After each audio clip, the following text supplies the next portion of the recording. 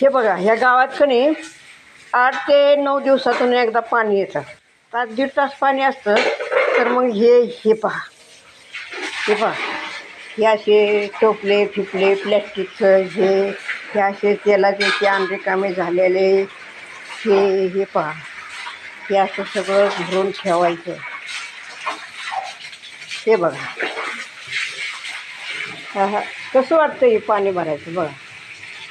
8 दिवस मग ही एक भांडं असं वापरायचं. हे पहा, तेव्हा का तिथं सोडलं आहे पाणी. हे सगळे असे भांडे भरून ठेवायचे. ही बाई सगळी उभी ओली होती बघा. ह्या का आता परत कपडे बदलायचे, डबल आंघोळ. पाणी आले म्हणजे चंगाळीच. हां, पाणी इतकं